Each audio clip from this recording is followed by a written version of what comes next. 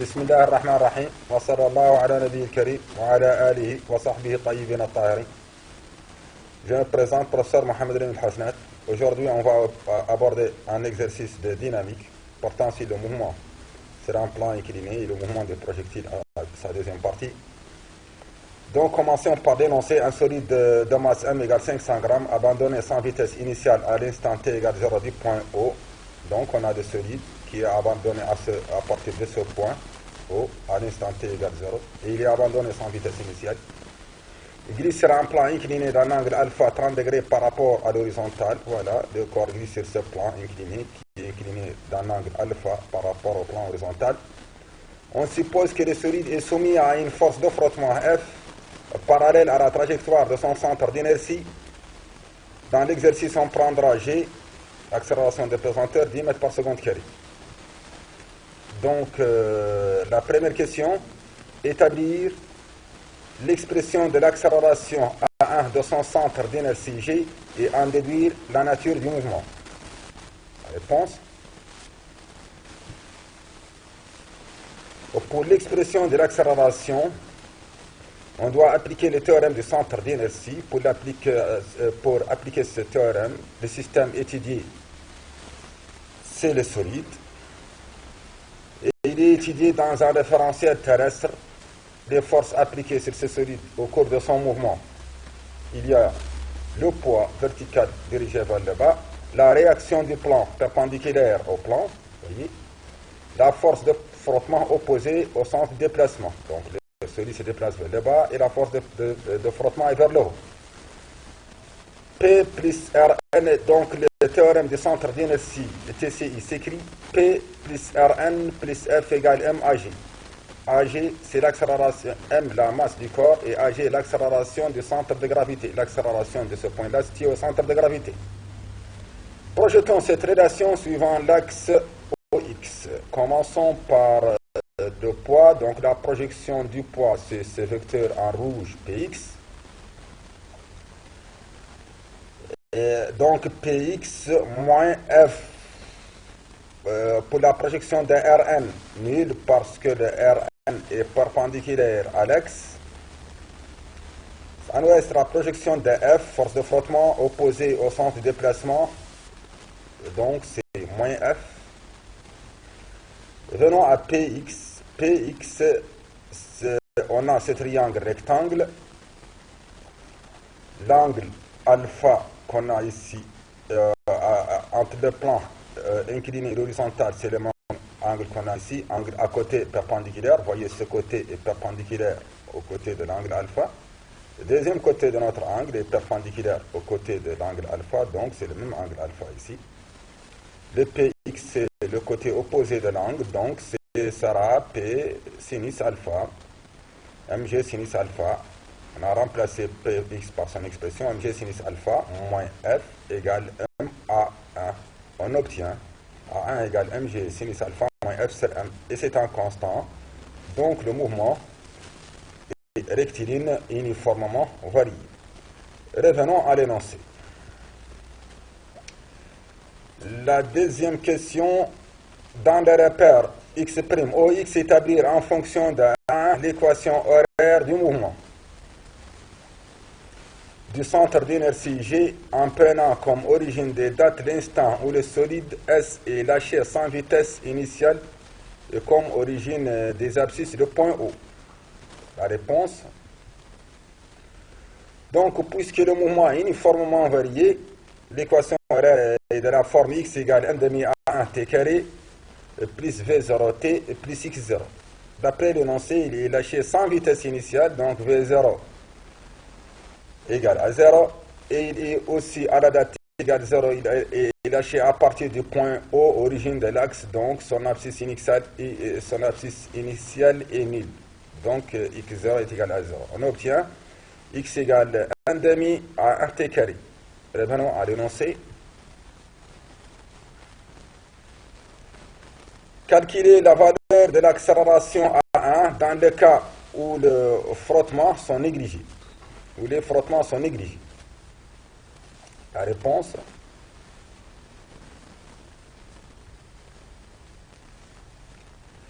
Dans le cas où les frottements sont négligés, il suffit de remplacer l'intensité de la force de frottement par 0 parce qu'elle est mise dans cette expression. On obtient à 1 égale mg sinus alpha moins 0 qui représente la force de frottement qui est négligée sur m. Et on simplifie les masses, on obtient g sinus alpha en 5, donc 5 mètres par seconde carré. La question suivante. Un dispositif expérimental approprié permet d'enregistrer les positions du centre d'inertie G de S dans des instants régulièrement espacés, taux égale 60 millisecondes. Les résultats expérimentaux permettent d'établir les tableaux suivants. On a les abscisses. Chaque abscisse correspond à un instant 0, 0,06, 0,12, ainsi de suite. La question montrait que les distances parcourues dans des intervalles de temps taux constituent une suite arithmétique de raisons R et en déduire la valeur A2 de l'accélération A2 du mouvement. La réponse?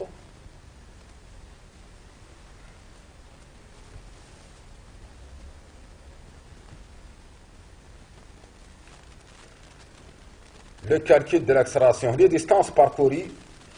Donc, on doit calculer au début les distances parcourues. La première distance parcourue dans le premier taux, c'est 8,5 moins 0, l'abscisse. On va voir. Donc, la première distance, c'est 8,5 moins 0. La deuxième distance, ce sera 33,5 moins 8,5. La troisième distance, 75 moins 3, 33,5. La quatrième, 133 moins 75, ainsi de suite. Donc, les distances parcourues dans les intervalles de temps taux. D1, la première distance, c'est 8,5 moins 0, c'est 8,5. La deuxième, 33,5 moins 8,5, ce qui donne 25. Troisième, 75 moins 33,5, ce qui donne 41,5. Et la quatrième, c'est 133 moins 75, ce qui donne 55 mm.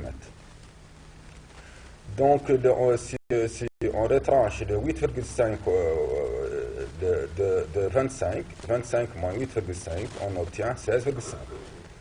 Et le 25 retranché de 41,5, 41,5 moins 25, on obtient aussi 16,5. Même chose, les 41,5, 58 moins 41,5, on obtient 16,5. Donc, ces distances représentent une suite arithmétique de raisons R égale 16,5 mm. Pour le calcul de l'accélération, on applique la relation R égale A2 tau carré. Donc, l'accélération A2 égale R sur tau carré. La raison, c'est 16,5 mm converti en mètres par 10 puissance moins 3. Et le taux, c'est 60 millisecondes converti en secondes par 10 puissance moins 3. OK. Après le calcul, on obtient 4,58. Revenons à l'énoncé. Au cours de cette expérience, existe-t-il des forces de frottement? Si oui, calculez la valeur de F.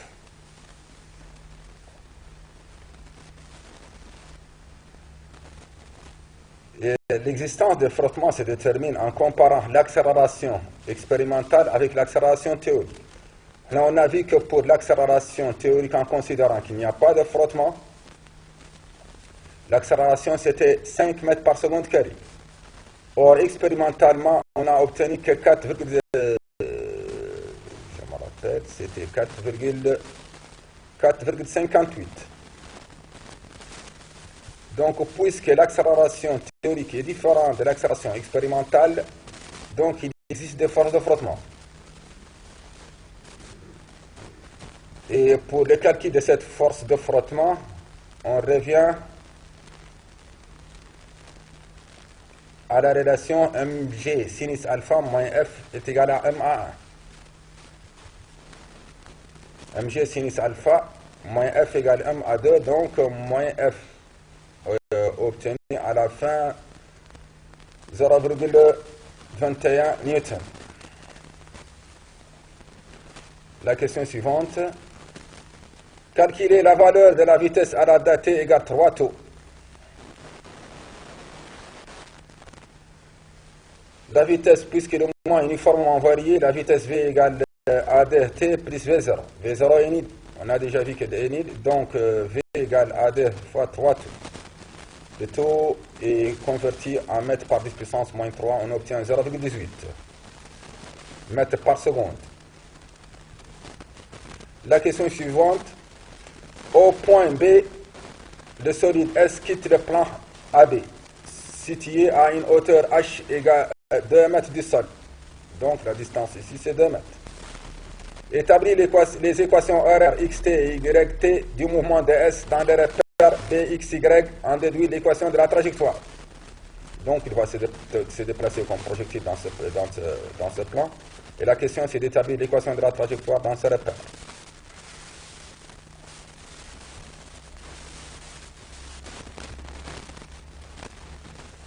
Donc pour les systèmes étudiés, c'est toujours notre solide, le référentiel terrestre, l'étude.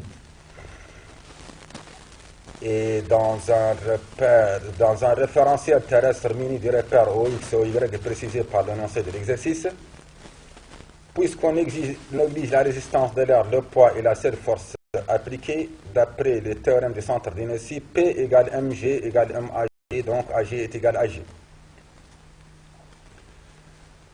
Donc on va passer aux étapes qu'on a déjà vues, les 4 étapes appliquées sur notre cas. La première consiste à déterminer les coordonnées du vecteur accélération, vecteur vitesse, vecteur position initiale. L'accélération, pour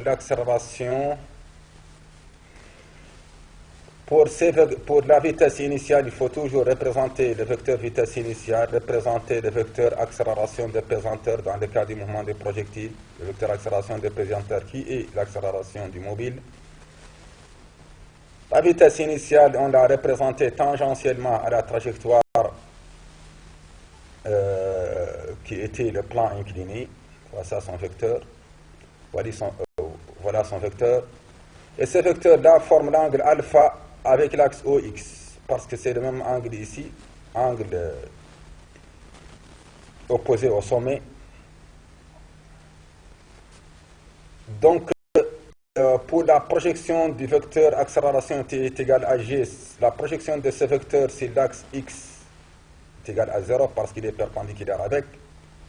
La projection de a sur y est égale à a, est égale à g parce qu'ils sont de même sens, voyez.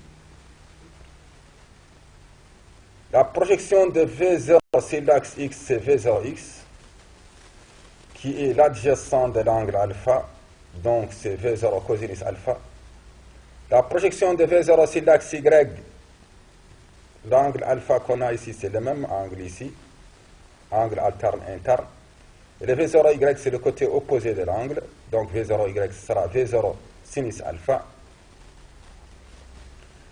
La position initiale du projectile, il était au point B qui est l'origine du repère, donc x0 est égal à 0 et y0 est égal à 0. Donc ax égale 0, ay est égal à g, v0x, v0 sinus alpha, v0y, v0, plutôt v0 cosinus alpha, v0 sinus alpha, om x0, 0 et y0, 0.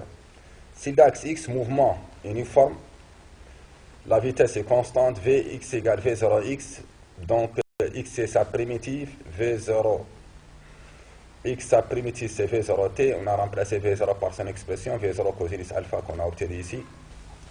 Passons maintenant à l'axe OY.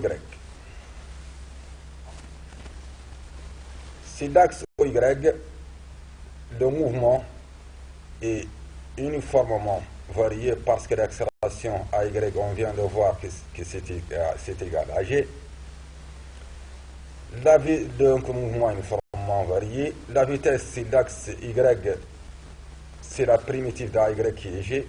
Donc, la primitive de G, c'est GT plus V0Y. Et V0Y, on vient de voir que c'est VB sinus alpha, remplacé par son expression. L'ordonnée Y, c'est la primitive de VY, GT, c'est la primitive 1 demi GT carré, et le VB, sinus alpha, sa primitive, c'est VB sinus alpha T. On obtient l'équation cartésienne. Je vais faire simple ici. Voilà. On obtient l'équation cartésienne de la trajectoire en éliminant le temps t entre x et y. La première équation, on a t égale x sur v0 cosinus alpha. En rapportant dans la deuxième équation qu'on a ici, y égale 1 demi gx sur vb cosinus alpha carré plus vb sinus alpha qu'on a t.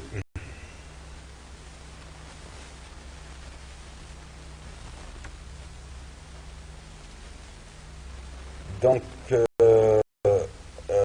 ici, on peut simplifier le VB avec le VB sinus alpha sur cosinus alpha, c'est la tangente. On a développé le carré x carré, VB carré, cosinus carré. Après l'application numérique, on obtient y égale 6,6 x carré plus 0,57x. La question suivante, de trouver l'abscisse XP du point de chute P sur le sol. Donc, on va tomber en ce point P. La question, c'est d'établir et de calculer l'abscisse XP de ce point.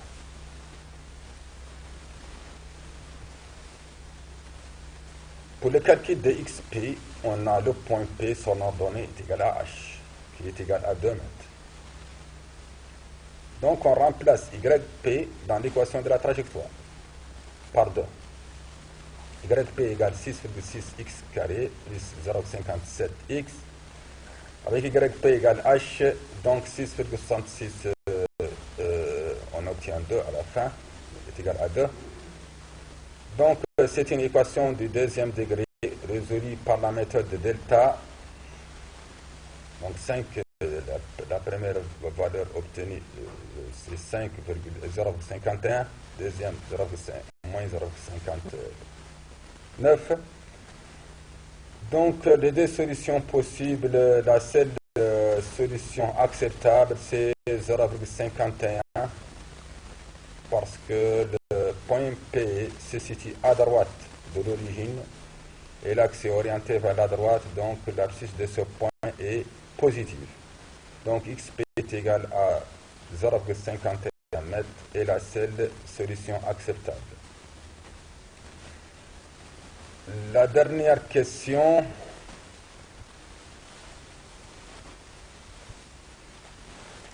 Trouver la valeur Vp de la vitesse d'S au point P. Donc, il demande la vitesse au point P. Pour le calcul de la vitesse au point P, on applique le théorème de l'énergie cinétique entre l'instant du passage du point B et l'instant de l'arrivée au point P. La seule force appliquée, c'est le poids. SCP moins SCB est égal au travail du poids. Le travail du poids pour le déplacement entre B et P est égal à MGH.